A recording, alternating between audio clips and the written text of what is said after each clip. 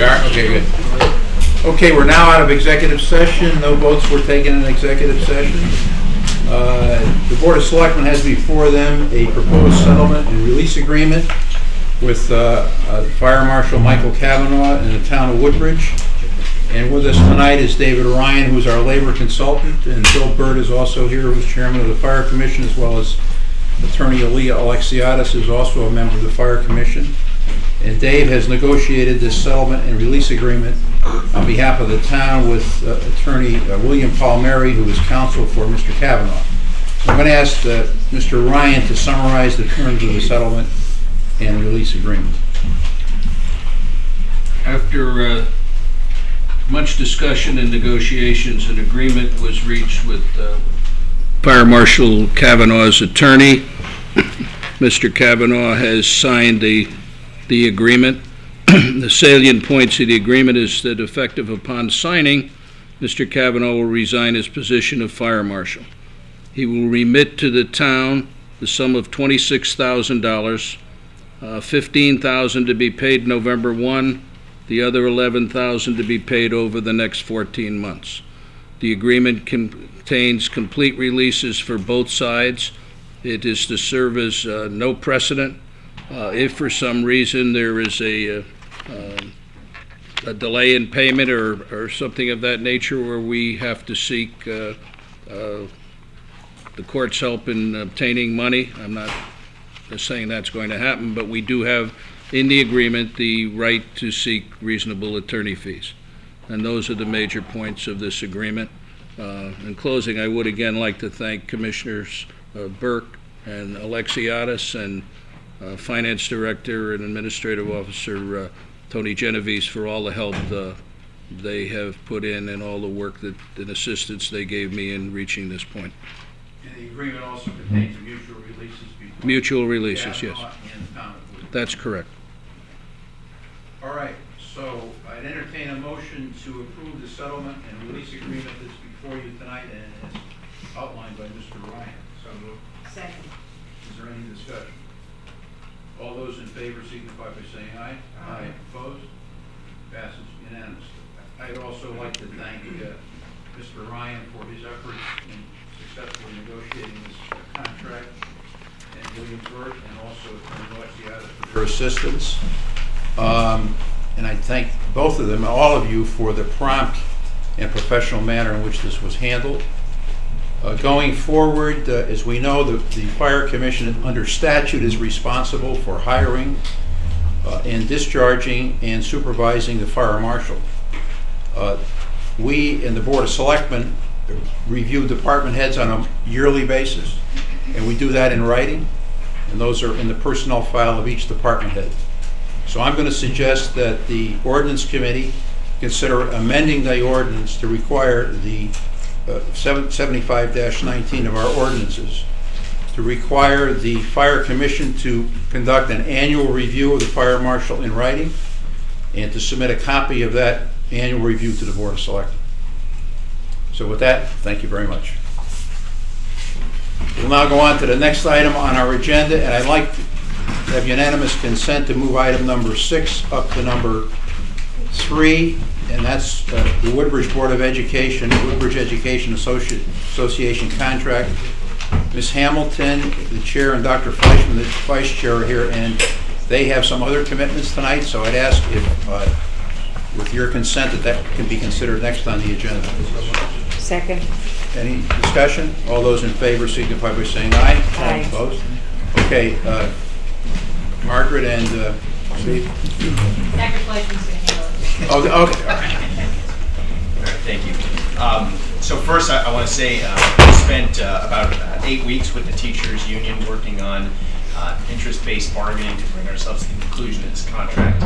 I think both sides were heard. We made every effort to keep everyone happy with the contract. I think it was a good negotiation, and I think we're all happy with the result.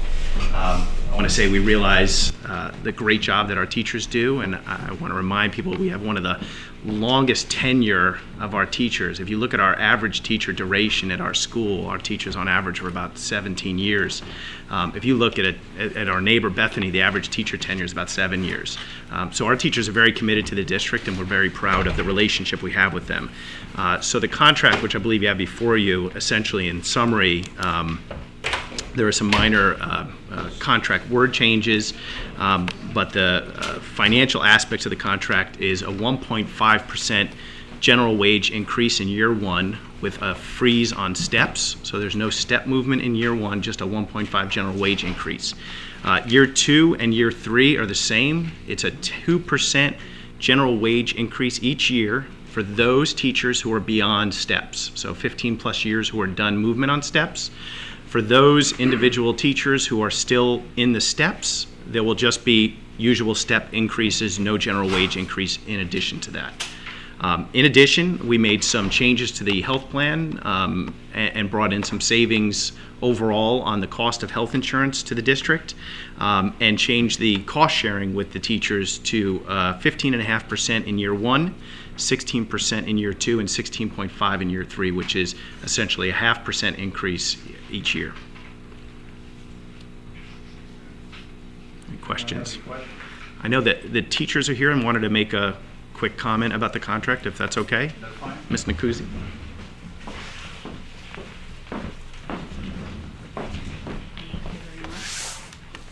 Good evening.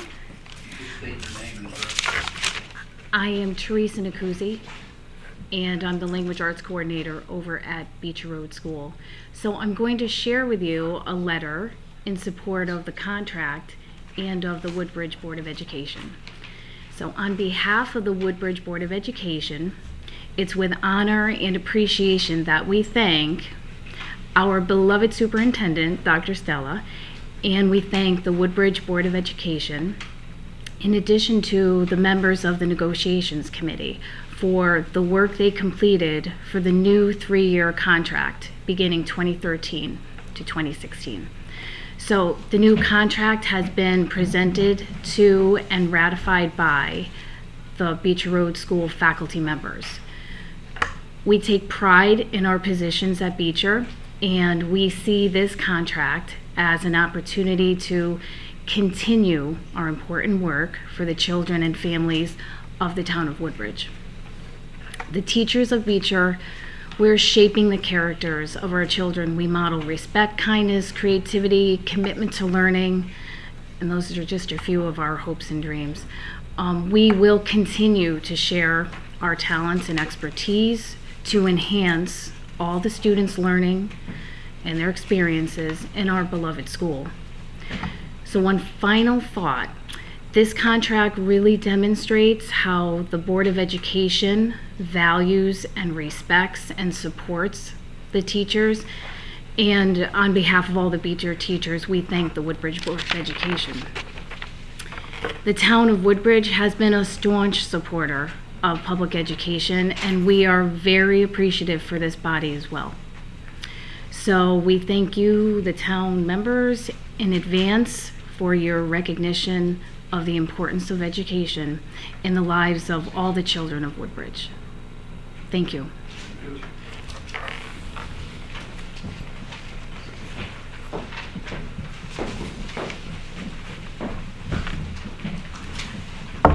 I just wanted to add a few comments, and then Dr. Fleischman will come back to work with you on any numbers or questions that you have. I was very pleased with the negotiation process. It was a tough give and take, back and forth. It took place over several weeks from last spring, from April to June. Interest-based bargaining was a foundation for productive and respectful conversations. Tough issues were handled with civility. And as I said, there was a give and take on both sides, but there was a commonality of several goals. One was that everyone wanted to push for a kind of contract that would support a higher quality education, one that Woodbridge expects and demands. And secondly, a recognition all around that we have a superb staff that's very dedicated to our school and that goes above and beyond. And also the realization that the town has always supported education, continues to do so, but that we're in tough economic times. So I think it's a fair, balanced contract, again, that recognizes good teachers, good quality education, and also the fact that we're in tough economic times. And the numbers show that there's a give and take, and that there are cost savings involved too, in addition to some raises. Okay, thank you.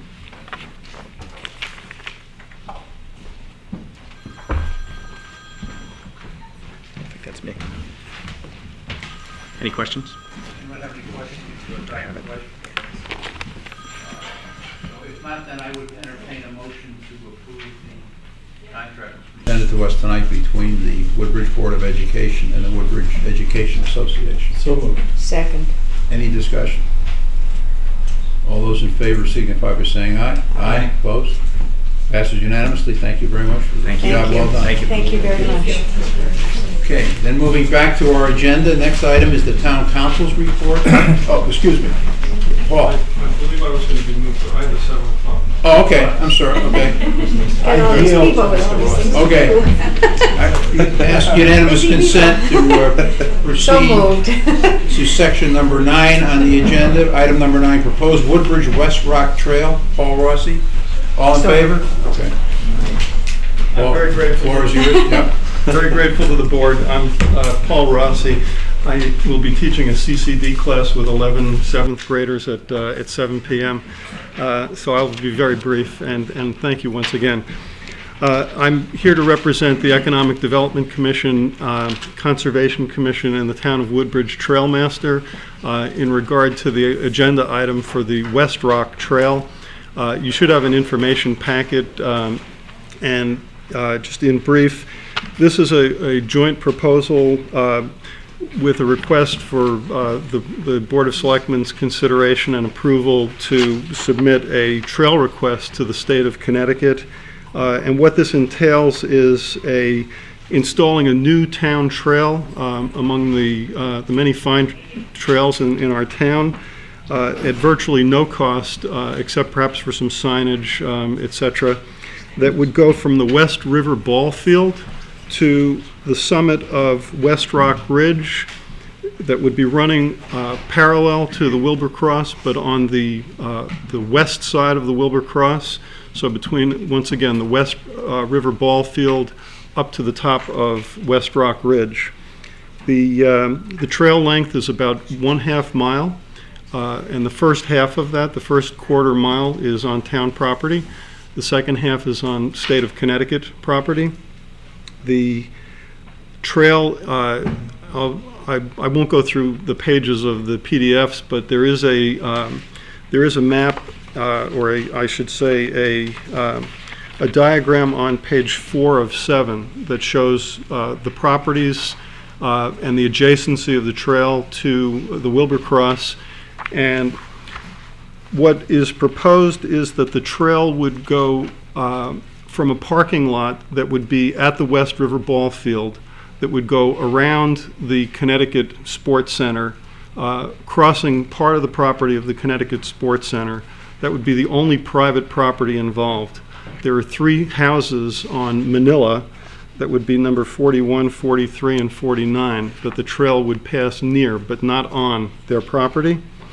And the objectives that EDC and the Conservation Commission and the Trailmaster are looking at here would be to help focus our town on one of the best known and most recognized geological features in our town, to increase access to the town of Woodbridge history, to the Regicides, and to Judge's Cave, and to try to expand the vitality and some of the business in the downtown district in Woodbridge. So with that, I respectfully put this forward again on behalf of Conservation and EDC. And the next steps in this process would be a Board of Selectmen approval, in which case we'd submit the trail application. That would be submitted to the Department of Energy and Environmental Protection, informing and seeking comments from the Sports Center and from the 3 homes that are adjacent to the West River Ball Field, and then also moving forward with some of our partners in support of this. The Town of Woodbridge Boy Scouts, who would furnish some of the brush clearance and some of the work to do this project. And I thank you again for moving me up on the agenda tonight. Good question before. So where exactly are you going to, where's the parking lot going to be? Because I have an idea, you're trying to cut in along the highway up to Blue Trail? That's exactly right. If you look at page 3 of 7, which is a Google Earth aerial view, and oh, okay, it's yeah, my copy is yeah. The actual along Bradley Road on the northern and the most eastern part of Bradley Road, where the baseball diamond is, there are 2 diamonds. I'm referring to the one that's the most northerly diamond. Immediately adjacent to that diamond is an area where cars park. Okay, so the dirt parking lot? The dirt parking lot would be the spot, to answer your question. So you're going to cut up and around and up? Exactly. And it probably didn't come out also if this image didn't come out, but there is beaten path along a lot of the section going up to the summit, and it's a total of about, as I said, about a half a mile. Yeah, so you're going to clean that up and... Exactly. Clean it up, trail mark it, and do some brush clearing in a couple of areas that would need that. There's access behind Darling House as well. There is access behind the Darling House, and the Darling House is 3.2 miles of hiking to get to the same summit point that this trail would, in 1/2 a mile, allow families resident to get to. So this is seen as a trail link, especially in the West River and in the business district area of Woodbridge. We see it as another alternative, perhaps a more convenient alternative. Any other I have 2 questions? questions. On the proposed trail request, the insurance issue, this is the town's insurance, and we have this already. We checked that out. Okay, super. And a letter, down at the bottom, it says, a letter of agreement from each private landowner must be submitted.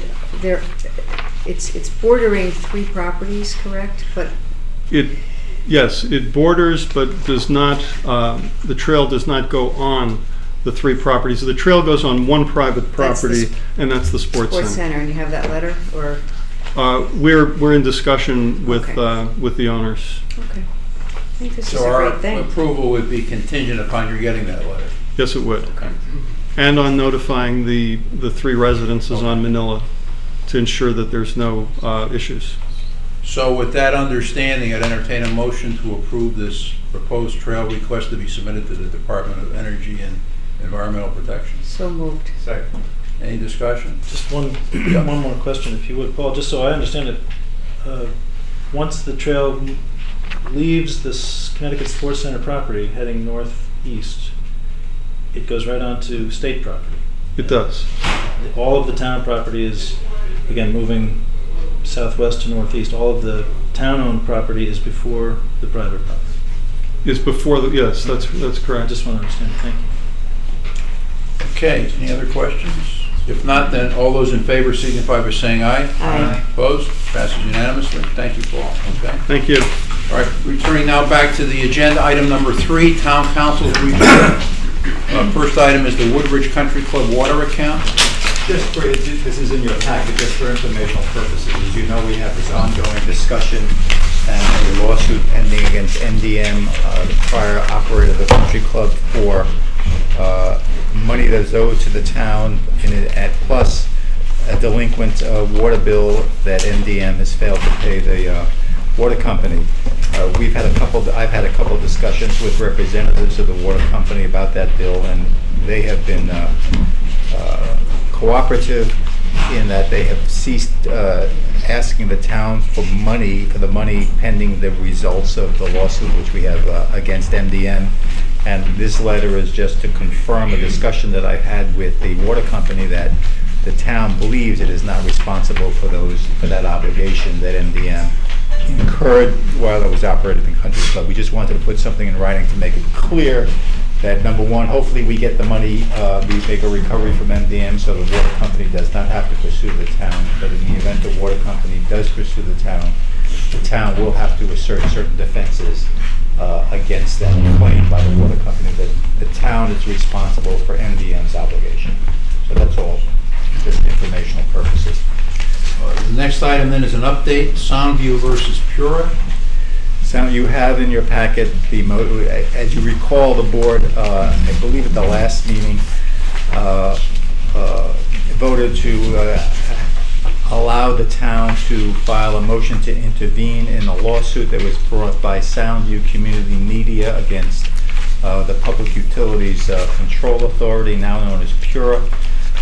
We have in your packet that motion to intervene so the town can participate in that proceeding and make its position known that the town wants to have Soundview continue to pay the town money so we can continue our wonderful programming to the residents of this town. And Soundview wants to stop the town from getting those funds and provide an alternative kind of public access TV to the residents of the town and the residents of our district. The motion to intervene was filed in the third week in September with a memorandum, and we're waiting for the court to approve and grant the motion, which we're very optimistic that it will do. The town of Orange, as I indicated last month, has also filed a similar motion to intervene. So the town of Woodbridge and Orange will hopefully be parties to the case and present to the court the position of the residents of the town.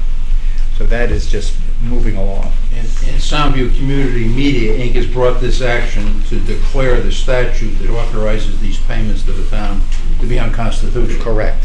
And they tried to do this administratively about a year ago, where they just brought an administrative action before the DP Pura, and Pura turned them down. We participated in that. Pura turned them down outright. Now they're taking a second bite at the apple to try and get the courts to do the same thing they were asking Pura to do. So I'll keep you advised as we go along. Then the next item is a status report on the cease and restore order at 100 Center Road, firehouse paver patio wall and 2 stone fire pits. And I think on October 1, I emailed a copy of the cease and restore order issued by Terry Gilbertson, the Inland Wetlands Agency Enforcement Officer, to the members of the Board of Selectmen, Board of Finance, and the Fire Commission. So you want to give us a status? Yes. As you all know by now, that there is an issue concerning the construction of a patio behind the firehouse, together with some barbecue pits, that became known to First Selectmen and the Zoning Enforcement Officer and myself, actually, about 10 days ago. And the Zoning Enforcement Officer, after inspection of the site, issued the cease and desist, which is in your packet, dated October 1st, 2012, and ordering the appearance of the fire department at a hearing before Inland Wetlands that is being held tonight at 7:30, I believe, in the cafeteria at the Center Building. The purpose of the cease and desist was to make the Inland Wetlands Commission aware that this activity, the construction of this patio, was contrary to the Inland Wetlands regulations of the town of Woodbridge, and that permission was not sought nor received from Inland Wetlands to construct this patio, which is in the 100-foot buffer of wetlands behind the firehouse. According to our regulations, the cease and desist remains in effect unless the Inland Wetlands Commission within 10 days moves to modify or to withdraw the cease and desist order issued by the zoning enforcement officers. So that hearing is taking place in a half hour, And depending on the decision of inland wetlands as to where, and it's going to be, they're going to hear the facts, I presume, and determine whether the zoning enforcement officer was correct in his determination that the action of the construction of the patio is contrary to our regulations. Depending on the result of that decision, there may be some action that this board will have to take. If the Inland Wetlands Commission, for some reason, finds that they need to entertain an application for a variance, or for whatever reason the Inland Wetlands does not enforce the cease and desist, then this board will have an opportunity to review the matter, because as you know, and as cited in Mr. Gilbertson's letter dated October 1st, 2012, that at the time the discussion about the proposed construction of the firehouse was entertained by the Board of Selectmen. The Board of Selectmen specifically included in its resolution that there will be no usage, structure or otherwise, shall be allowed on the 100-foot buffer areas on either side of the new firehouse if and when it is built without the approval of the Board of Selectmen. So this board has issued taken a position on construction or use within the 100-foot buffer. And if for some reason the Inland Wetlands Commission doesn't uphold the cease and desist, then this board will have an opportunity to determine whether its position in the October 1st, 2012 letter that's stated by Mr. Gilbertson should be enforced. So the board may hear this. If the cease and desist is upheld and the fire department is ordered to stop, actually they could theoretically be ordered to dismantle the patio and the barbecue pit, and that will end the issue, and there will be nothing for this board to do. But theoretically, it could come back to the Board of Selectmen. Okay, any questions? Okay, if not, then looks like it's 7 o'clock, so the next item on our agenda at 7 o'clock is for public comments. So if anyone in the public would like to make a comment, now's the time to do it.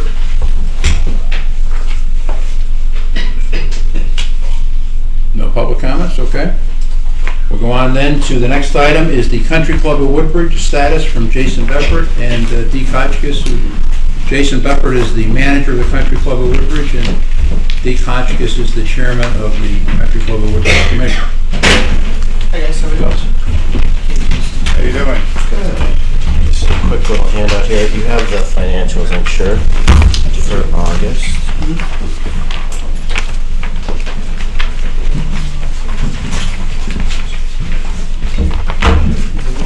No, we didn't get anything. We don't have any. How are you? I like the. Jason, we don't have anything but this. Oh, you don't? Okay.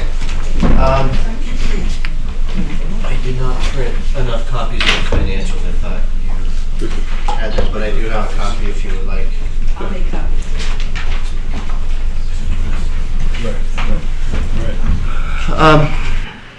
So I'll go kind of two parts here. Maybe I'll start with the second section first, so that you can look at the financials when we talk about that part.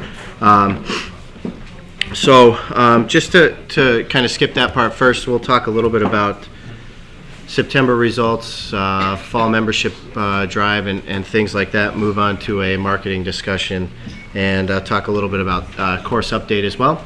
To date so far, we have 27 memberships sold, which is fantastic.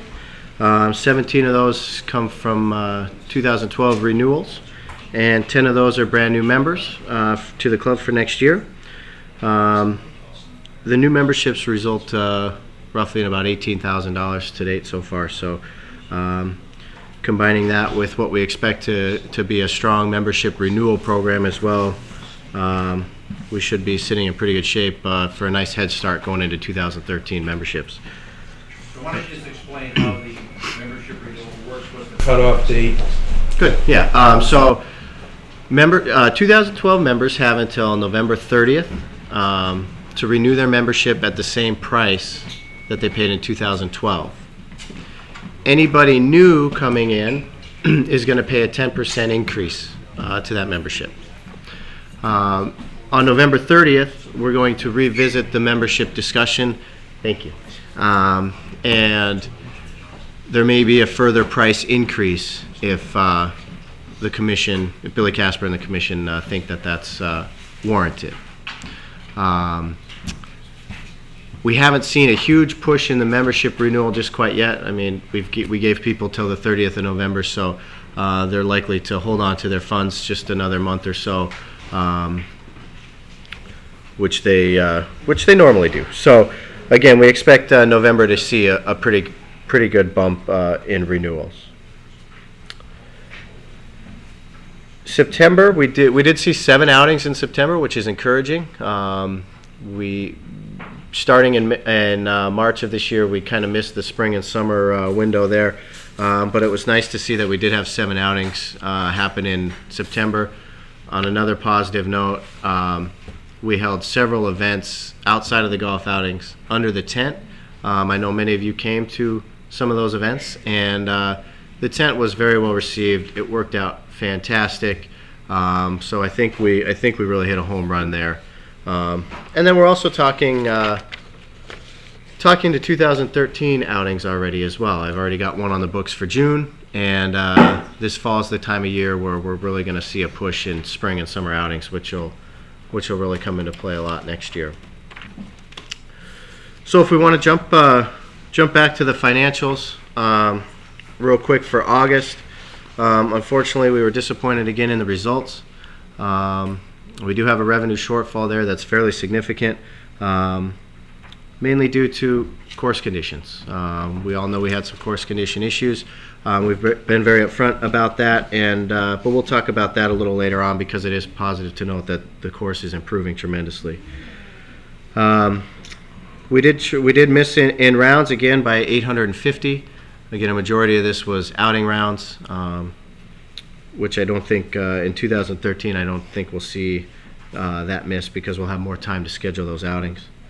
On the plus side, however, projected through October, we're going to do about 23,500 rounds, which is significantly more than the country club has ever done. So I think that's very, very noteworthy. We are going to miss our budget of 28,000 rounds unless we get a heck of a late fall and early winter. But still very encouraged that we could still put out that many rounds of golf given the conditions. Specifically to August expenses, we did see that on the amenities side of the equation, both expenses and labor ran a little bit high. We had to purchase some extra towels due to the increased usage in the pool, and we had to schedule some extra lifeguards for things like washing towels and just simply keeping the pool safe. Mr. Taddy noted a much higher number of people at the pool every day, not only in memberships sold, but just in how many members are actually coming to the pool and using it, which is great to see. So we did see a little bit increase there. The increase in marketing expenses is primarily a timing issue. We'll see some savings in September and October for that variance there. And then again, we did a noteworthy overage in expenses from the maintenance side of the equation. Again, trying to push turf recovery in August was crucial.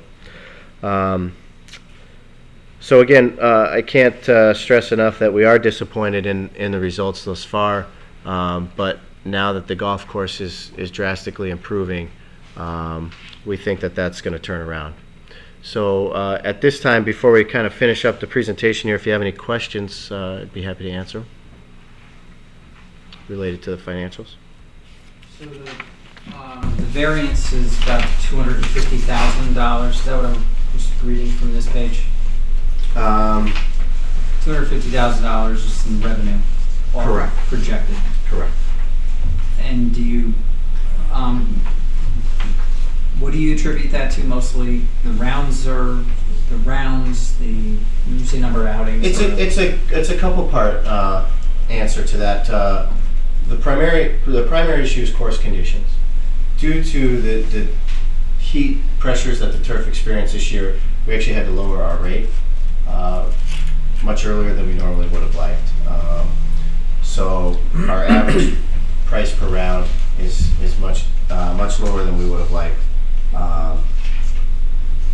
Our pre-membership sales is hurting that a little bit as well. If you remember, we deferred the revenue, so when a membership is sold, we don't take all that money right up front. We realize it out over 6 or I think it's 8 months. So membership sales are down about 100,000, so that's part of it. And then again, the outings is another big chunk of that. So I thought in the beginning of the season, the comments were that the course looked great. What changed? Temperature, really. I mean, in the spring, the course responded very favorably to some great growing weather. We had some rain, we had some sun. It didn't get too hot, but because the course was the turf is very thatchy from a lack of aeration. The root structures were too small, so the roots were too thin, too small. As soon as the temperatures got over 90 degrees, it got very hot, very humid, and it got kind of dry there. The fairways checked out, they burned out, they got pretty dry.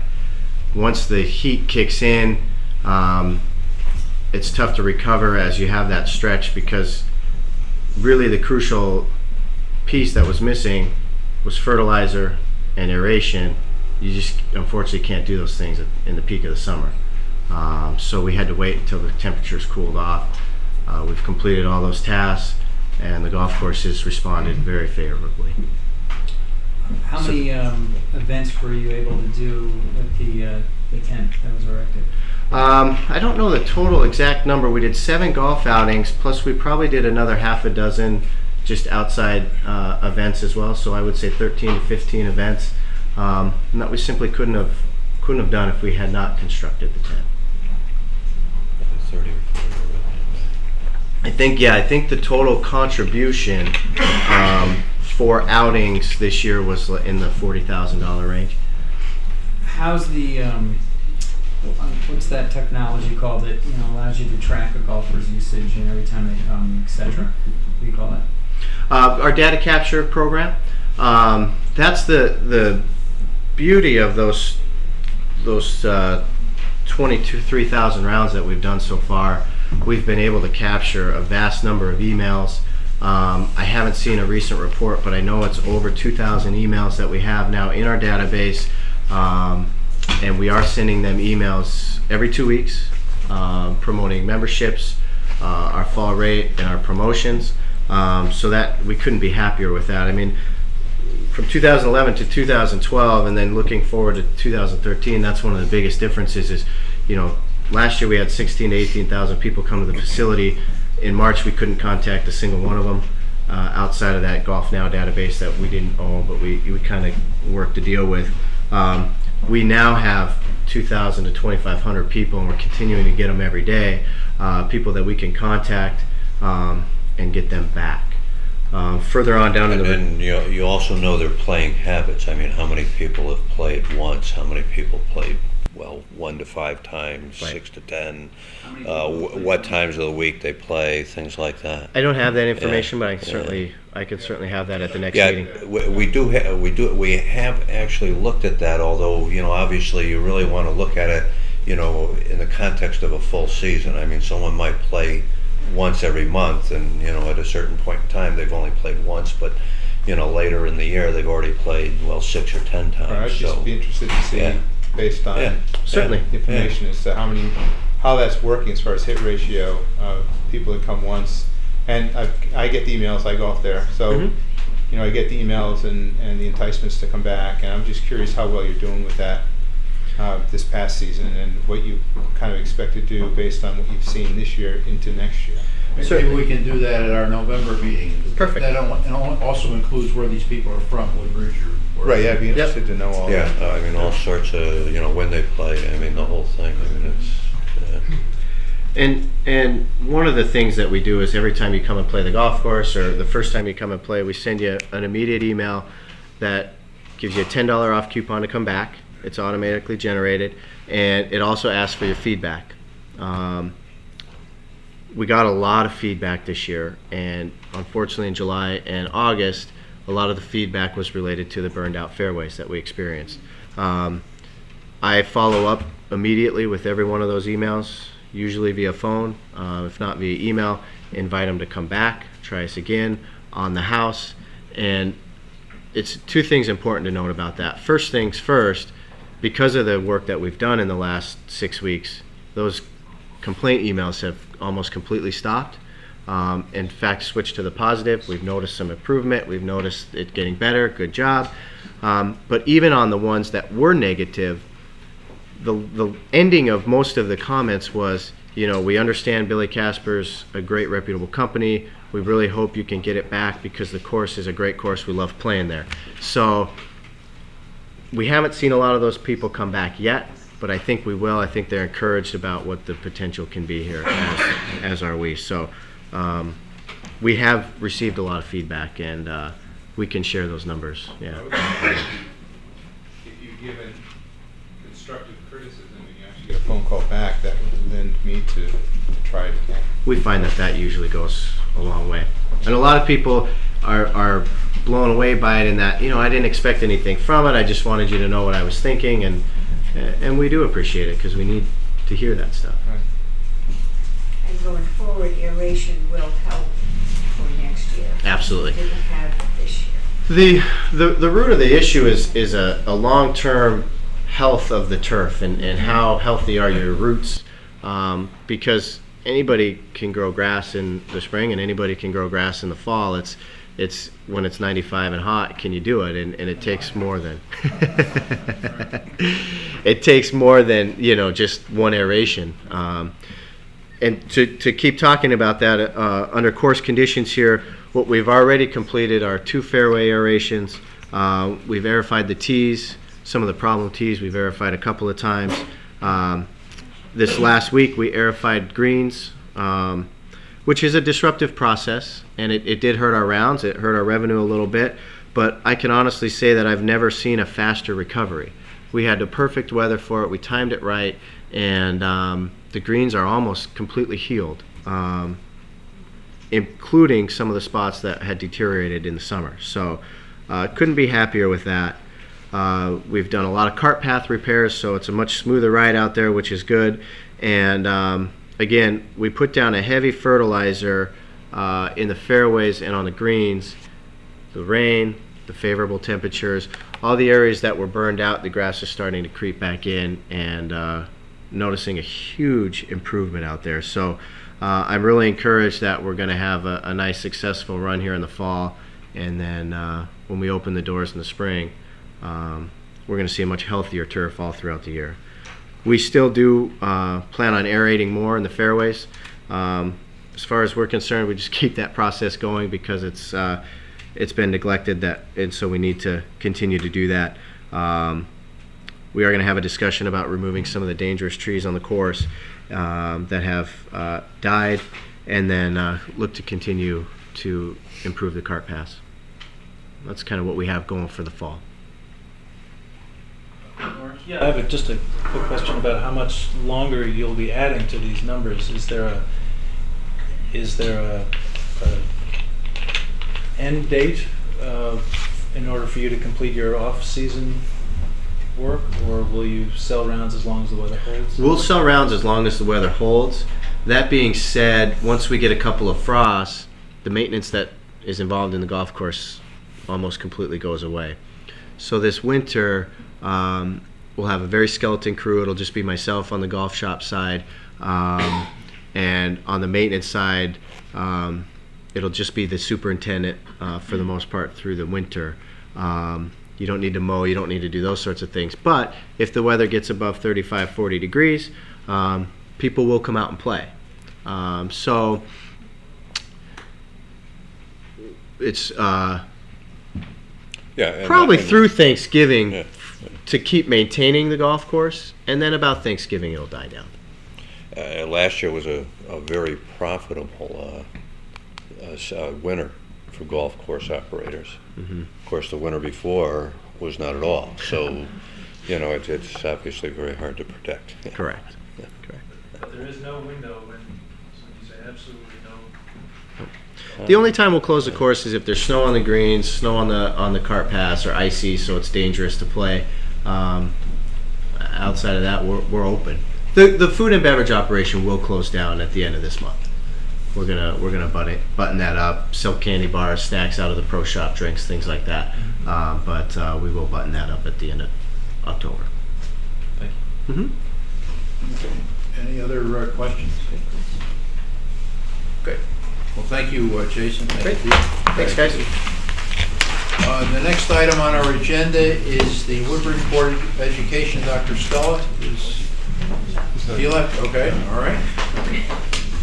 That gets us down to the Connecticut Trust Historic Preservation Technical Assistance Grant from the Conservation Commission in regard to regional water authority houses, and Jim Urbano is here as a member of the Conservation Commission.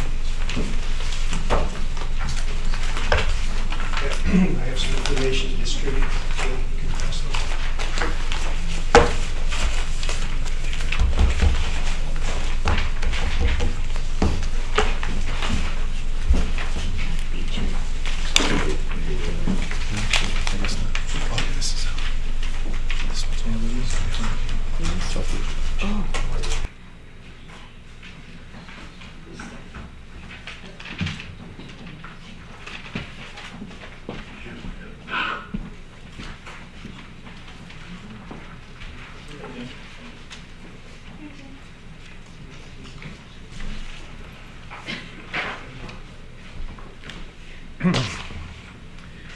The Conservation Commission made a pre-application to the Connecticut Trust for a planning grant. It's been a project of the Amity Woodbridge Historical Society and of the Conservation Commission and of the Connecticut Trust to try to find a way to save the 4 historic houses in Woodbridge on the Water Authority properties. They were rented until 2003. They were occupied and in good shape as of that date. The Water Authority decided they no longer wanted to be landlords, so the houses were vacated, and they've been falling into a state of disrepair. And in the past few years, the rate of deterioration has increased. Our pre-application for a grant to fund a planning study was approved by the Conservation Trust. The full application is due by November 1st of this year.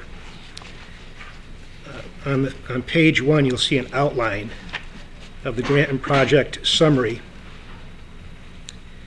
The purpose of the grant is to fund the study of the 4 houses.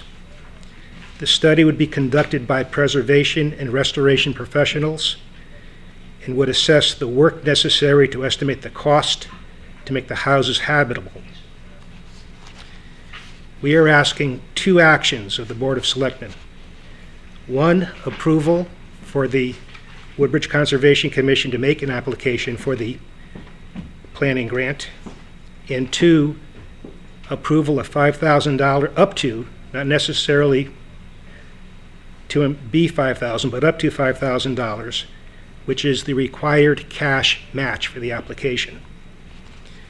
Our grant application in total is for $10,000, $5,000 to be granted by the Connecticut Trust, $5,000 matched by the town of Woodbridge. It may increase if we have in-kind contributions to leverage more funds by the Connecticut Trust. So it's not been finalized yet, but no more than $5,000 from the town of Woodbridge. The Regional Water Authority is now receptive to the idea of rehabilitating the houses. It was not until the new CEO came on board. It is also receptive to the idea of leasing the houses to a private developer who would be responsible for the rehabbing of the houses and the management of the houses. The Water Authority is presently in the process of applying for approval from the Connecticut legislature to lease and sell the properties. That right was lost or ceased in 2008. It needs to be renewed. In terms of the town exposure, all work required for the application will be done by Paul DeCoster and the Conservation Commission. The house rehabilitation and management would be by a private entity. So there would be no town liability. or financial exposure. In summary, project goal is to preserve the historic housing stock of our town. We recognize that the houses are a testament to the town's farming and cultural heritage, and that they help maintain the town's quality of life by reinforcing its rural character. Moreover, saving the houses will strengthen our town's place as a tourist attraction. Believe it or not, tourism is a big industry in the state, and it contributes both to the local and state economy. So, page 2 is a summary of the technical assistance grant. There's a letter of support from the Amity Woodbridge Historical Society attached. I don't think I need to read it, but it's a strong summary of the Historical Society's position on this. You'll see photos of the 4 houses, two on Litchfield Turnpike, one of which is the Willis Doolittle House, the Thomas Bevins House on Sperry Road, which is the dirt road portion of Sperry Road, the last house in town in its original setting, still on a dirt road, and then the Johnson House on Johnson Road. And the last attachment is the pre-application that was approved by the state, by the Connecticut Trust. Any questions? Jim, we talked, I think this is a great idea, but I just have a couple of questions. We talked to Paul DeCosta about this a year and a half ago, 2 years ago, at Sheehy and I, and we actually had 2 meetings with Larry Bingaman about this specifically in response to the meetings we had with Paul, and you might have been at the meetings. And Larry, who is the new CEO of the South Central Regional Water Authority, and it's true that he personally believes that the water company should be divesting of these properties as quickly as they can, but they can't do it unless they have a new law passed by the Connecticut legislature. Yes. And he told me just as recently as maybe 3 months ago that, because I keep asking him about it, so I know your interest and I know Ed wanted, we would love to have this done. He said that prior to this past year, they felt they could not get it passed in the legislature, and that's why they didn't implement or introduce legislation in the last session. They're now ready to try and do it again, to introduce legislation. The last time they did this, it was defeated. There were many, many groups, I think mostly conservation groups, who came up and said they didn't want the water company to be selling these properties. They lost that battle 2 years ago. They're willing to do it again, and I think they're going to hire some lobbyists to help them get legislation passed, but that doesn't start until, the session doesn't start until February. Could take as long as the full session, because this is usually a controversial issue, as he indicated to me. And my question to you is, are you going a little quicker than you need to? Because if the legislation is not passed, there's nothing the town can do with those properties, and even though the water company would want to do something, they couldn't do it. So would it be better to wait to make sure there's a law that says that they can do what you want to do, rather than spend the $5,000 and apply? Well, very good questions. The approval of the $5,000 is conditional, of course, on getting an agreement with the Water Authority. And to back up a bit, as a Conservation Commission, we too do not support the selling of Water Authority land. But we are specifically working with the Water Authority to try to get the state to approve the leasing and/or sale of the historic houses on the property. That's a separate approach. We're hoping that would be one option more favorable to the Assembly, which may allow this to be passed this year. So we would like to go forward. The town does not spend the money if we don't get an agreement with the Water Authority, so it's a conditional approval. But if we do get the approval at the state level, we are positioned that we will, if we are awarded the grant by the Connecticut Trust, we will be able to do the study necessary to get the houses in shape and then leased and or sold. So nothing has to be spent until the legislation? Nothing spent at all, except our energy on our side. The other question, I don't know if you guys should QPOP be involved in this? Because they are really charged with, publicly owned properties, and I'm not sure. On publicly owned town properties. These are Water Authority properties. Certainly, if they would like to help, any help is appreciated. most So definitely. I guess I'm confused now. It was my understanding that they've been trying to get rid of these houses for a long time, correct? But they can't because They can't, but sell I it. think initially, they would sell it to you for what, $1 and you'd move it somewhere. So that didn't work. I guess people either, they're expensive to move, and it's not like it's gonna cost you $1 to own this out. You have to have a piece of property and you have to move it. So, are they gonna be kept on the property, or are we Yes. still talking about moving them? No, no. So if they're kept on the property, then the Regional Water Authority still owns the property that the house is on? Correct. And an independent contractor would, I don't understand. That's right. It's a fairly simple arrangement. The Water Authority would enter into a long-term lease with the developer who would assume the lease on those 4 properties. The developer assumes all responsibility for the rehabilitation and management of those properties. So it's a lease, whoever lives in the house will never own the house. Correct. So it's just a lease. That's correct. And That's as it is proposed now. If it takes a different turn and the Water Authority is open to selling to homeowners, that may be an option too. And how much property is involved? Somebody comes in and they're managing the property. How big a lot is it? That would be defined by the Water Authority. Whether it's just basically the grass around the house, or It whether may it's an be, or acre, enough acre for- and a half, or whatever it happens to Yeah. be. So they would stay on the water Yes. company And that's the property. whole point, to keep them in their original historic settings, not to have them moved or become museum pieces.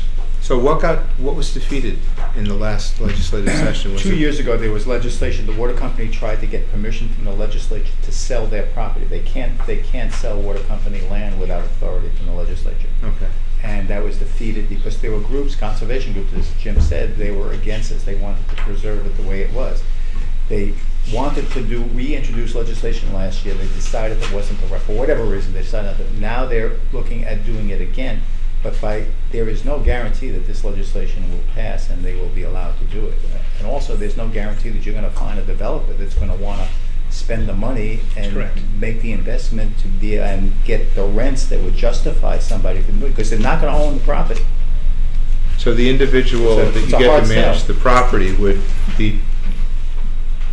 they'd have to pay the water company, but then they'd have to collect the lease and they'd have to make a profit somewhere, right? And they're gonna have to pay a certain lease amount to the water company It may only property. be $1. Pardon me? It may only be $1. That And is- then the contractor would, the manager would take in whatever he could lease it for. The houses, some of the houses are in good condition. The one on Litchfield Turnpike, the Arts and Right. Crafts house is in very good condition. It would take very little capital to make habitable. The Doolittle house is in good condition also, and would take not a considerable amount to make it habitable. The 2 others need much more work. The cost to rehabilitate the 4 houses as a project is manageable and should be incentive enough to get a developer involved who would be able to make a profit and at the same time perform the good service of restoring the houses to historic and habitable standards.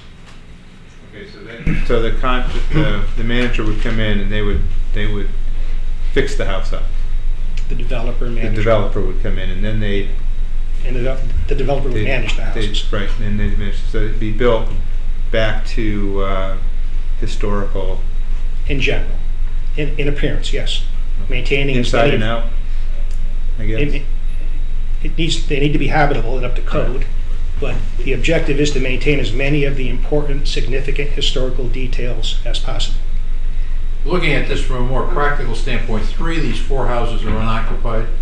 All 4 are not All occupied. 4 are, and 3 of them, without characterizing them, could be improved. I mean, it's to the betterment of Woodbridge that we can do this. Sure. So I think from a very practical standpoint, apart yes. from we understand there are difficulties involved with contingencies about the legislation being approved. Yes. I think if it is, you get somebody to do it, but it's an effort, at least on our part, to try to do something about That's right. this condition. I just have a question, Jim, about who has oversight and chooses the developer. It's someone that's The town can be involved, would need the, obviously Connecticut someone Trust, who's got a committee to certainly. preserve these, and that's right. they're lovely. They're a Absolutely. mess, but they're lovely. the reason why the Connecticut Trust is involved is because it wants to see them salvaged and maintained as historic assets. And there are standards that they would impose, as they did, for example, the Massaro Farm barn. Right. That whole project was started because of a planning grant funded by the Connecticut Trust. So we have a track record with the Connecticut Trust. It understands that we have a handle on the problem. Okay, good, thank you. That's a great idea. Okay, any other questions? Can I ask? Yeah, go, sure. I just want to be sure I understand it, Jim. Yeah. Bear with me, please. The application and the town's share of the application cost cannot go forward until the town has an agreement with the regional water authority. No, the application can go forward for the planning grant. And the approval can be had from the Connecticut Trust for Historic Preservation. And the study can be conducted to see what the houses need to be rehabilitated, but no agreement can be entered into with the water authority until there's permission by the state to do so. All right, that's what I understood. And no town money is spent until the legislation is passed and the water company decides to lease it to a developer. Well, thinking about it, it may be that the town can, if the state awards us the grant, then we can go forward and do the planning study and have that study completed even in advance of state approval. So I'm thinking that yes, the town can spend the money. And you may waste the money if the state doesn't approve it. You may be throwing $5,000 away. Well, then you can make it conditional on getting approval from the state to do. That makes more sense. I thought that's what you were indicating earlier. Yes, that's right. Yeah, okay. So in terms of the town's contribution toward this 5,000 or whatever it is, can that be in-kind services? There's a part that requires cash. Okay. If you look at the fine print. Okay. So we can leverage more from the state, including another $5,000 by using in-kind services. But 50% of our contribution has to be in-kind. I mean, it has to be cash. Is there anything in the conservation budget that would address this? Well, our budget was cut in half, so we have a very lean. It's lean, we'll have to work to try to, they clearly don't have 5,000. But this can't happen until June anyway. So whatever we do, if we approve this tonight, it's going to be contingent upon this legislation being passed. If that's what you'd like, yes. Okay, because I wouldn't want to see us spending money and then have it not get passed. Yeah. So then I would entertain a motion then to approve the Woodbridge Conservation Commission to make application to the Connecticut Trust for HPTAG and approval of funding of up to $5,000, conditioned upon the General Assembly passing legislation which would authorize the Regional Water Authority to either sell or lease these homes. So moved. Is there a second? Second. Okay, any discussion? Actually, I do have a question. Do you want to go ahead? Oh, no, you go. I'll go next. Okay.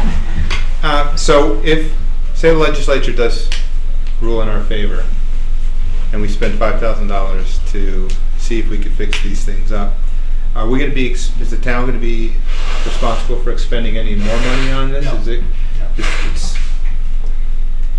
5,000, no more than $5,000, and then we're out? We're not going to end up having to spend money to do more work on the houses or to hire a consultant to find a management company or anything like that? It's all predicated on the private sector doing all of the investment and management. Okay. Lauren? I just have, my thought is that this is all very premature, if you can qualify premature. I mean, there isn't even a bill. I would sooner table this until such time as the Planning and Development Committee has a bill, or until we have a better idea we are actually working towards something. That would be my preference. I agree with that. I mean, it's contingent upon that anyway, but I don't necessarily have a problem tabling it. So Lawrence, if it's contingent upon the state passing something, why would it be premature to Well, at least pass this step now, so we have that positive information to bring back to the Connecticut Trust, and allow it to work a little harder to craft the language for the legislation so that it has a better chance of passing. Well, we know there's going to be a bill, right? I mean, Well, no, he said that was a current, Mark Levine is chairman of the Land Use Commission, a committee of the Regional Water Authority, and they are looking at putting in a bill, but there's no guarantee that they supported the bill in. Yeah. Also, there's no guarantee, and again, I think this is a great idea, there's no guarantee that if the bill passes, that we're going to find a developer that is willing to make an investment when they don't own it, and they will not get the benefit of appreciation. The only thing they could look forward to is getting rental income, which has a cap. It's not indeterminable. You can't keep raising rents. It's got to be the market. So the developer may never get his investment back. So we may have a situation of spending $5,000, which is not, in the grand scheme of things, not that much because it's a worthy project. Spending the money, the legislation passes, and we can't get a developer to do it, and then it just sits the same way it has been all these years. Well, there could be 1,000 reasons why it could not work. Right. And That's if we true. take a negative approach, we have no hope of saving these houses. We're trying to take a positive approach. We believe that the concept fleshed out makes sense, that it can be attractive enough to a developer, especially considering that 2 of the houses are in very good shape and would take much less to rehabilitate. So, well, the way this motion is worded, we have no exposure unless this legislation is passed. that's correct.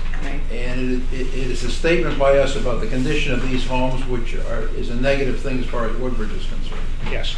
If this is a step in that direction to do something about that, then I'm in favor. Me too. So we have a motion on the floor, it's been seconded. All those in favor signify by saying aye. Aye. Opposed? Okay, Thank you very much. Thank you. Okay, now it's 20 of 8, we're a little late for the public hearing, but we do have a public hearing at 7:30. In accordance with section 4-5B1 of the Charter of the Town of Woodbridge, I now call this public hearing to order to receive comments regarding the proposed revision to the Town of Woodbridge ordinances. Part 2, General Ordinances, Chapter 315, Noise, Section 315-10B, 1, 3, and C. The proposed revision allows the Chief of Police to grant a variance for life cycle events.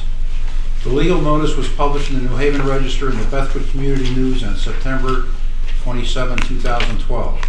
Is there a motion to waive the reading of the legal notice? So moved. All right.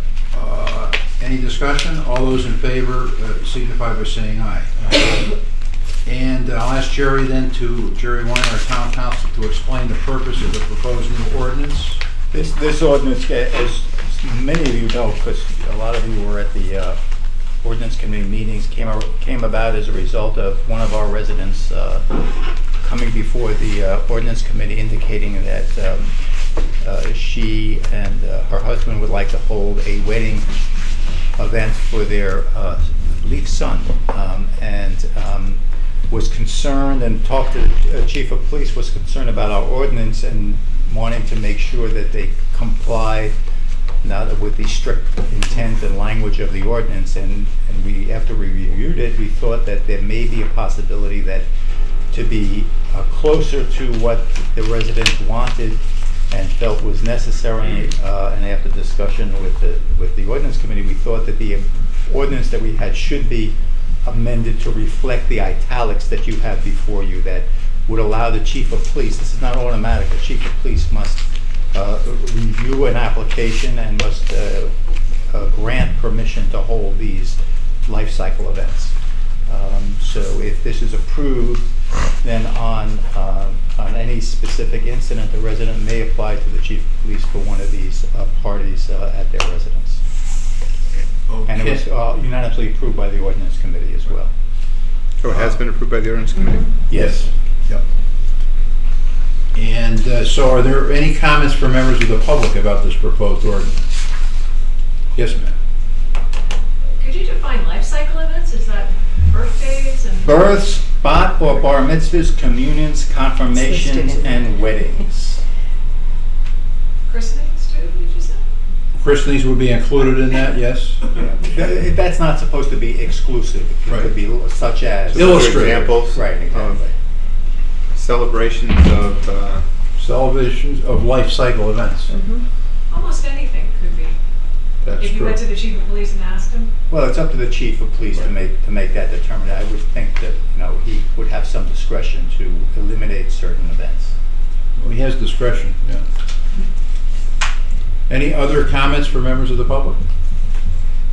If not, then have we received any written comments? None done for 30 seconds. Okay. All right, so I now declare this public hearing closed. And we move on then to number 10 on our agenda, action on the matter heard in the public hearing. So I would entertain a motion to amend the Woodbridge General Ordinances Chapter, Part 2, General Ordinances Chapter 315, Noise, Section 315-10B, as in your packet of materials. Entertain a motion to that effect? So moved. Is there a second?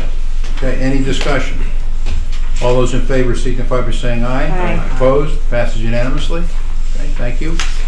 Next item on our agenda is Director of Finance and Operations Report. This item is the monthly report. Thank you. I have our first quarter results for fiscal year 13. And preliminary as our first report shows a budgetary surplus of about $74,000. This brings our fund balance at $4.7 million, or 11.14%. A couple of the highlights for you. In intergovernmental revenue, we received a just shy of $60,000 one-time distribution from the revenue sharing grant. As you know, we have in our budget monies for that. It's about $24,000 or so. We received that one-time distribution, which was unexpected earlier this year. As part of this report every month, as you all know, the Department of Revenues now contain the golf course golf revenues. So as part of this report will be a projection that I will work with Billy Casper to come up with a projection on both revenues and expenditures. And so our first guess at that is and this is through fiscal year 13, is a $70,000 shortfall in revenues for the department.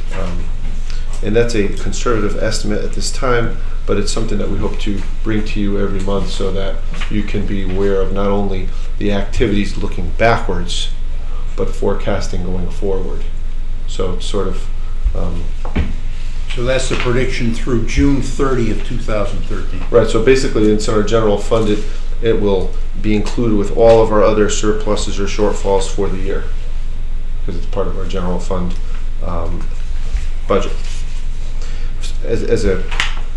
On the other side of that, there are no projections other than to meet budget for expenses. So at this point, there's no anticipation that expenses will go over budget. If something comes up, something unusual comes up, positive or negative, will be reflected here. If there's anything else you want to see or any other detail, we can certainly work that into the report. On our expenses, the liability insurance is experiencing a shortfall of about $8,000 there. Does that mean that because of premium increases? I think what happened was the premiums we probably cut the budget a little too much in anticipation. On what we thought we were going to pay. Right. They didn't increase by a lot, but I think we cut it back a little too much. That's my guess.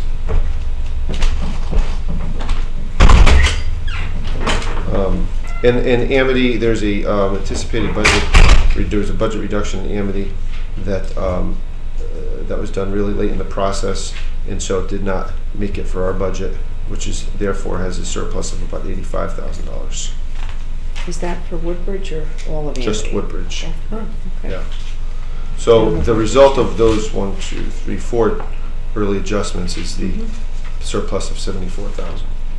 So that's where sort of that comes from. Okay. Any questions?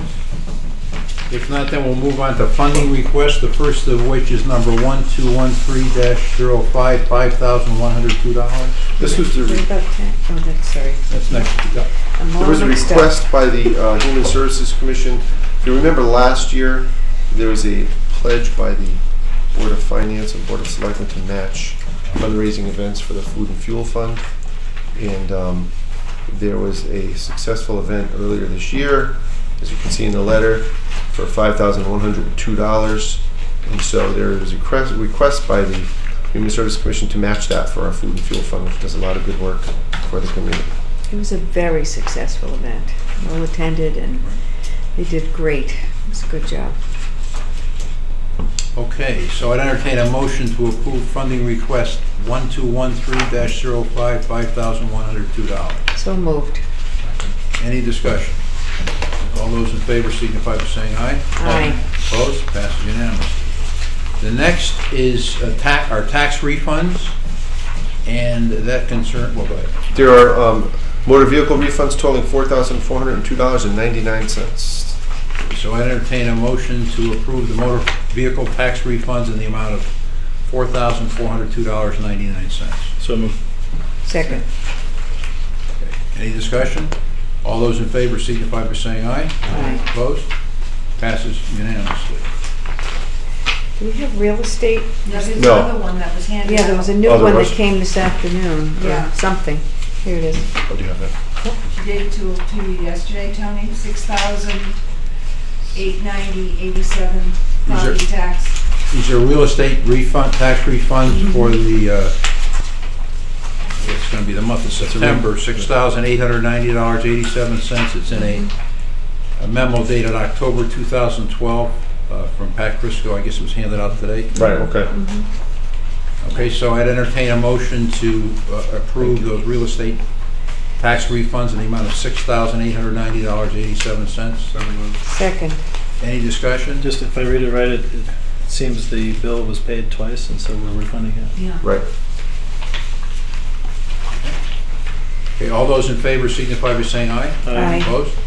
Passes unanimously. Next is a DEEP grant, Department of Energy and Environmental Protection grant, $25,000 for West River Field. The town received a grant for $25,000 for irrigation improvements to West River Field. So, Yeah, I read through that, I couldn't figure out what it was that they were doing for all that paperwork. So that's what we're doing? I couldn't find any. irrigation. Maybe I missed it. No, it just says Ray West River Field. Okay. You see that? And so it's going to be for irrigation? For irrigation for West River Field. There is no irrigation there at present? Correct. Right. So we're going to... But as evidenced by the huge puddles. Well, it's a different kind of irrigation. So what are we gonna do? We're gonna actually irrigate it? We're going to put in Install these sprinklers. Oh, okay. Right along the new trail that. Right, Paul so it's Hudson- nice and green. Okay, We'll so... be able to irrigate that for $25,000? we're going to Try. try. Yeah, that's the idea. Okay. So what we need is a motion to authorize the first selectman to execute the acceptance form. So moved. Second. Any discussion? All those in favor signify by saying aye. Aye. Opposed? Passes unanimously. Next is a FEMA reimbursement, $70,368.17 for the October 2011 Yes, storm. we received our FEMA reimbursement for Storm Alfred, which you have in front of you, for $70,368. And we apply that to last year's financials because that's when the storm actually took place and where most of our funds were expended for that storm. So, this is for your information. Informational purpose. Yeah. Okay. Next item is a $300,000 small cities grant for residential rehabilitation. The town has been awarded another $300,000 small cities grant. This will be our third. And this is for improvements to income eligible home folks for home improvements that are critical or not fancy improvements, but rather ones that are like heating systems, roofs, siding, windows, that sort of thing. And it's for income eligible individuals. And when the work is finished, it's a lien on the property, and then it gets paid back when the title changes hands. So their person doesn't have to pay it back. It's interest free. And so the idea is that it's a revolving fund for future rehabilitation. And we've actually received 2 of them. We've done it. Our first one was in '07, I think. And we've received 2 of those back. So those will then get applied to another home in the community. And we've done furnaces, leaky roofs, people that didn't have heat. A couple of them were we had to do quickly because the folks the person didn't have any heat, and so we had to get a furnace in there quickly. So it's a lot of good work. What's the maximum amount per person? There's no maximum amount, but there has to be equity in the house, and it has to be an eligible project. Because certain projects are eligible, certain projects are not. We administered it in the past, like we decide. Yep. Yes, we do. How did we have a firm that assists us, Wagner and Associates. Wagner Associates, and they help us with all of the legal and statutory requirements of the grant, of which there are many. And we do bids here, and the bids are opened and awarded, and that's the process. Why don't we invite Pat Crisco to the November meeting Sure. to explain this on television, to see who's eligible and how it all works? She can give you more of the details. She administers it day to day. Okay, any other questions? Next item is the Amity Teen Center request to waive building permit fees. And as you may know, we amended the ordinances under Chapter 225-7 that the Board of Selectmen shall have the right to waive the payment of any land use fee enumerated above for any application filed by any board, commission, department, subdivision, quasi-town agency funded in whole or in part by the town. And the Amity Teen Center qualifies as a quasi-town agency.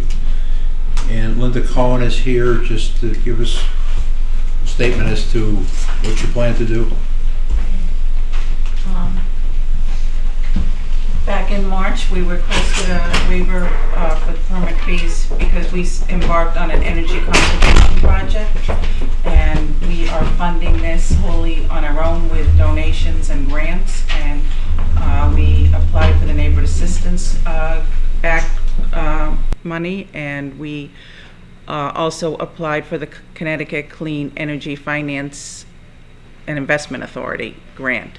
And in March, we had enough money at that point to do part of the project, not the entire project. We asked for a waiver for the whole project, but since the board was unsure of when we would be raising the additional money for the rest of the project, they didn't know how many years it would be or what board might be in place, that they requested that we come back when we had the additional money to finish the project. And much to our surprise, it happened a little quicker than we thought, and we do have the rest of the money, and this energy conservation will include, solar as well as insulation and insulation on the roof and everything, so that we will hopefully have more money instead of spending it on utilities to put it into our program. Congratulations. Thank you. So I entertain a motion to waive the building permit fees for the project that Linda Cohen just described. So moved. Second. Any discussion? And I just wanted to know, it was $230. Is that right? The permit fee that we're waiving? I'm not sure of the amount. It's based on the cost. I think that was. It's about. I think there's a memo here, September 27th from you, Linda. Yeah. $765? Yeah. $765? That's right. Then the next one was. Yeah, then there was actually, it was gonna be a 3-phase project, and we actually raised the money for the second 2 phases, so it's 2 parts that we're doing now. The Connecticut Clean Energy came through, and the Neighborhood Assistance Act came through, so we had last year's and we have this year's.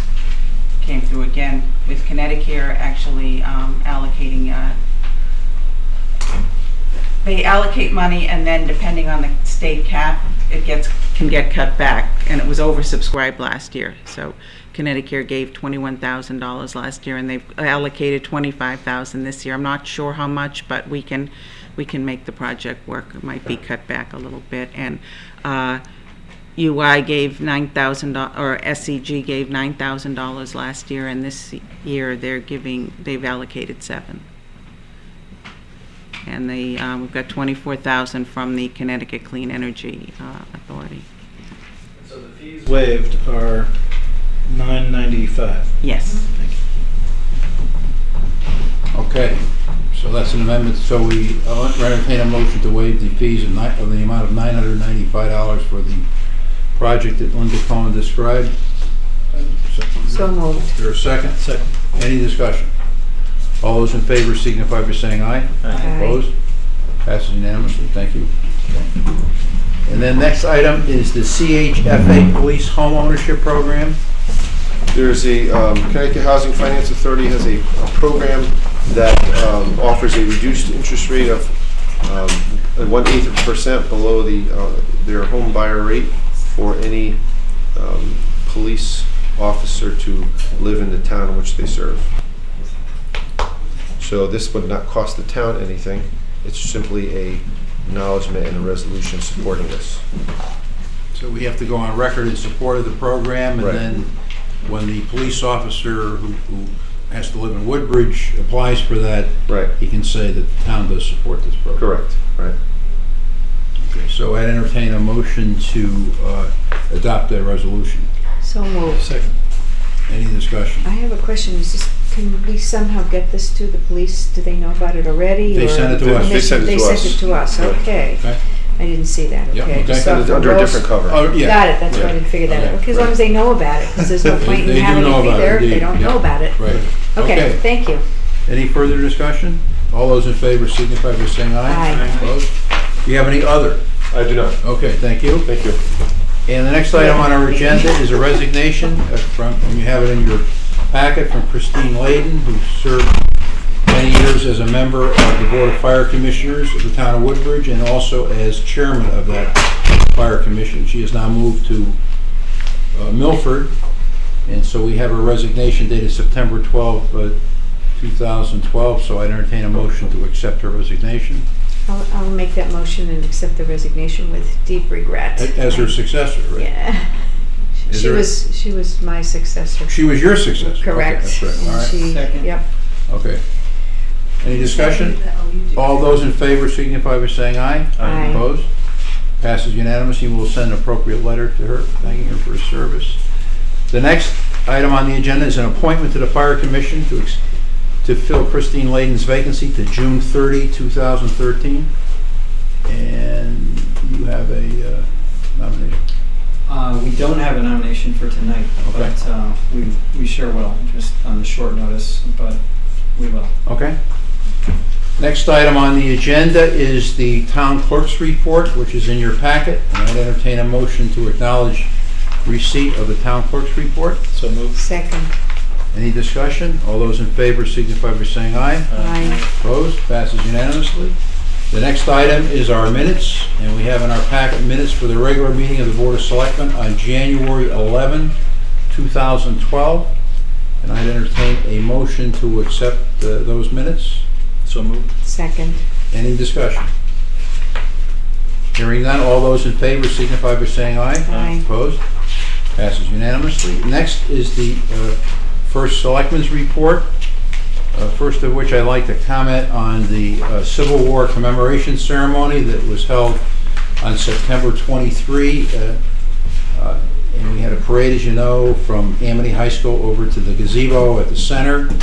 And it was very well attended. Several hundred people were in attendance. I know Greg was there, and Beth, I was in the Lawrence was there. hospital. You were in the hospital. Okay. No, I wasn't in the hospital personally, but And with quite, my brother. Susan Jacobs was there, who's not here tonight, and Joe Hellauer, of course, was thank you. Terrible. And so what we did is we celebrated commemorated the 150th anniversary of the Emancipation Proclamation. But we also weaved in a little bit of Woodbridge history.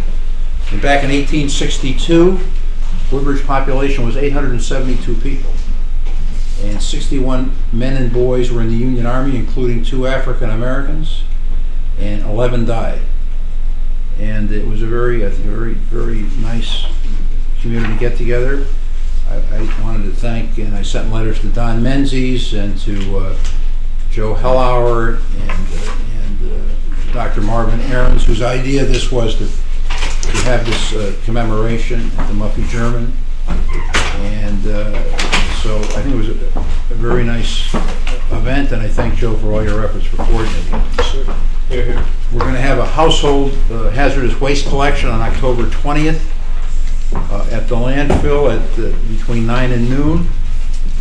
And as you know, the Human Services fundraiser netted $5,100 in contributions. On September 14th, I attended a ribbon cutting at the Beecher Road School South Playground. And Dr. Stella was there along with Tom Kennefick, Senator Crisco, and Representative Claridis, and I think we're in some kind of Guinness Book of Records in that we dedicated 2 playgrounds in Woodbridge within a 6-month period. On September 22nd, I attended a surprise 90th birthday party for Joe Calistro at the Country Club of Woodbridge, a former Deputy First Selectman, a former Board of Selectmen, and a lifelong, or a resident who's contributed many hours to the betterment of the government in Woodbridge. On September 29th, I attended the 25th anniversary of the Amity Teen Center, and I encourage all of you to take a tour of that facility. They have a stage there, they have video games, a coffee bar, and they have a lot of musical entertainment.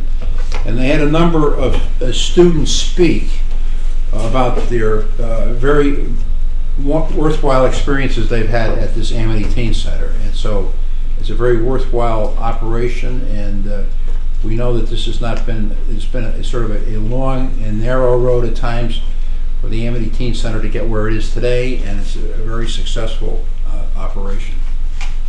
I attended on October 4th a meeting of the West River Committee, and we have an update on the Merritt Avenue Bridge. They hope to break ground in the spring or early summer. And then on October 6th, I attended the 5K road race, where we also celebrated 44 years of John Adamovich's service to the town of Woodbridge. That was impromptu, but nevertheless true. So, okay, go ahead, Joe. Thank you. Well, first of all, I want to add one thing to Mr. Sheehy's very nice comments. The support that the committee got was amazing, and somebody said there were about 300 people there. Well, I question that because Beecher alone supplied 100 people between the band and the choir. So there's 100, and I think we had more than 200 others folks. So, but Tina, you may have a better idea than I because you were rolling with the camera. But it was an amazing thing. The other thing that was interesting, when we turned left coming out of Amity High and then right on Meeting House, this was like an old-fashioned parade because people were seated, some in chairs, some on blankets, some on their feet, like a parade was going by. And it's amazing if you know a little bit of flag etiquette. When the flag goes by, you stand. If you wish, you may either hand salute or do that. We saw a lot of that, which was good. The spirit of all the people was amazing. We had the Boy Scouts behind us. We had lots and lots of people. As you may recall, Mr. Sheehy and Mr.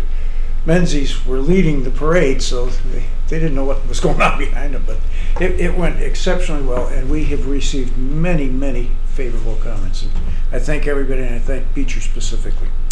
We have another celebration coming up. It's Veterans Day, which will be on Sunday, November the 11th, at 11 a.m. It'll be in the usual place in front of the Veterans Monument here.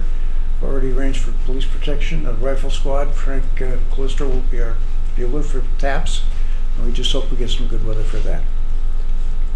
And the last thing is a little update on where gas is currently flowing. Natural gas is currently flowing in town. It's flowing in the main boilers of Amity High School and has been since on or about 15 August. It's flowing in the kitchen, and I say flowing, they're hooked up and working in operable.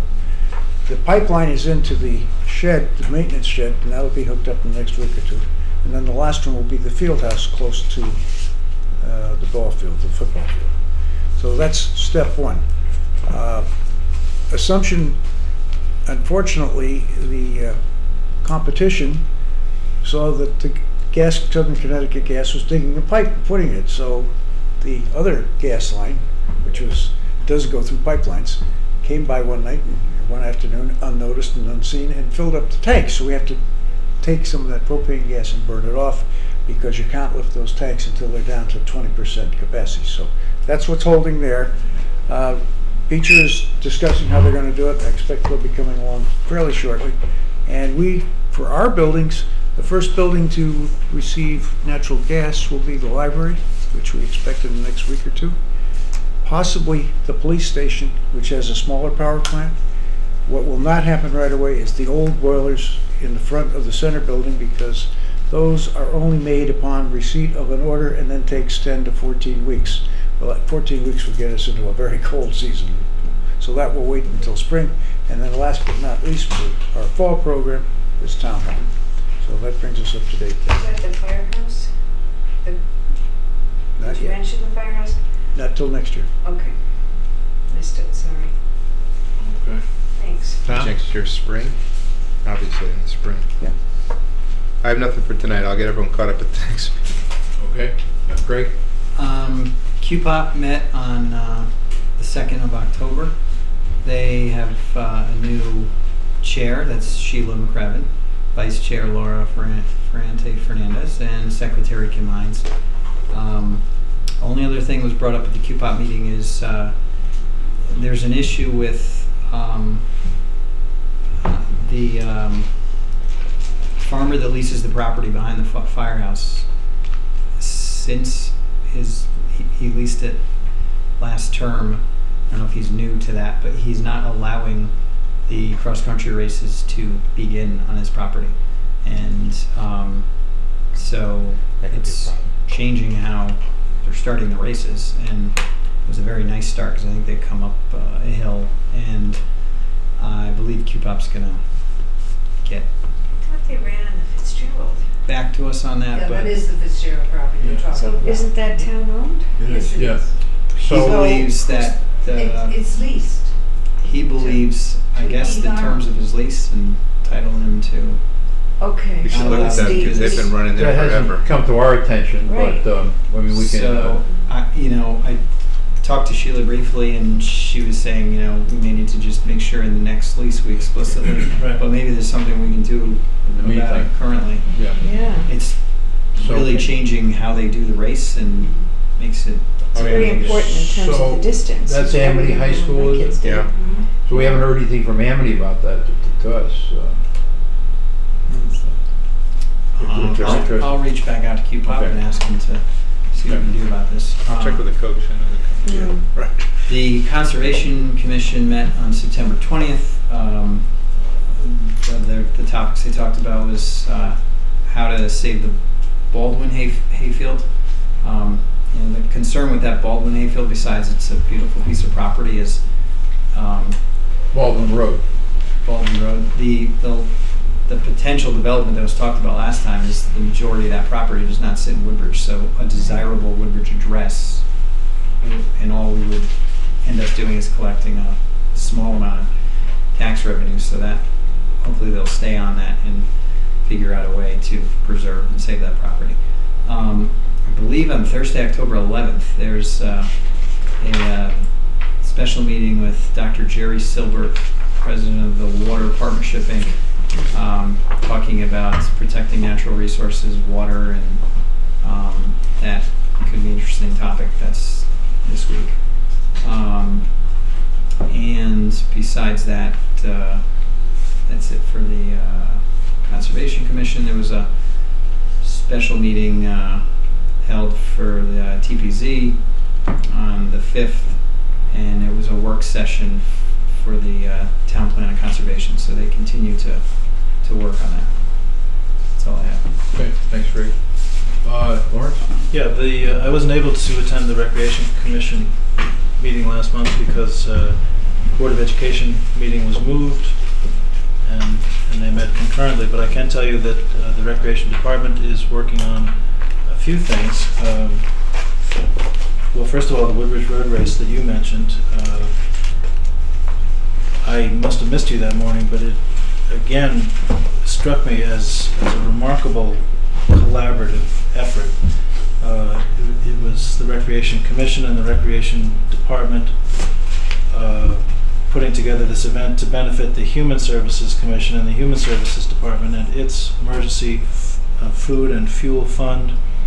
And so there are those two entities, and then the volunteer firefighters come out every time to prepare food for the assembled, and it's a terrific community event. I was struck by that again last week, and I think it was a very successful event too. The weather was cooperative, as you know, and there were more than 200 runners registered, which I think signals a successful event.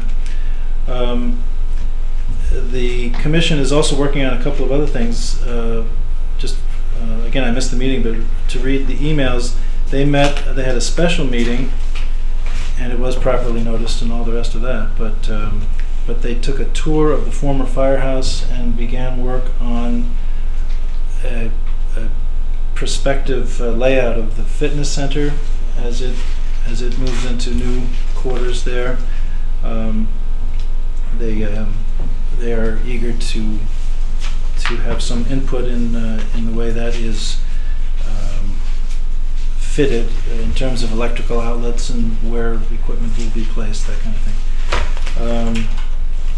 And I can tell you too, the commission is continuing its work on the town plan of conservation and development, which is updated every 10 years, and so it's already working on its portion of the updated plan of conservation and development. The fourth thing for the Recreation Commission would be the designation of that $25,000 grant for irrigation at West River Fields. So the commissioners will be pleased, I think, with this board's action on that tonight. And I missed it because I went to the Board of Education meeting. The biggest item there, and we acted on it earlier, was word from the Woodbridge Education Association that it had ratified the new agreement between the district and the teachers union. The presentation by the faculty was much the same as Teresa Nikuzi made here. Later on that evening, it was, just so everyone knows, it was approved by the Woodbridge Board of Education in a unanimous vote. It was everyone's objective to bring that to a conclusion. So it was. Joe, to piggyback on your report, the Board of Education is planning to purchase dual fuel burners, and I had to slow down, otherwise I'd messed that up. But anyway, two. He's a former correspondent or reporter, right? Yes. Always sit on your jacket. Anyway, there will be dual fuel burners, right? Because there are two furnaces. Anyway, they are set to be purchased this fall and installed during the winter break, late December break. Then they'll have enough time to let the school cool off a little bit, I guess. Okay, those two would be in the north building, correct? You've stumped me. No, because there are two burners up there right now, both of which are oil.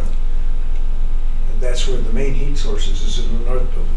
The other sub-source or other entry point. That's for the pool. The one in the south is for the pool. This is for the two school burners.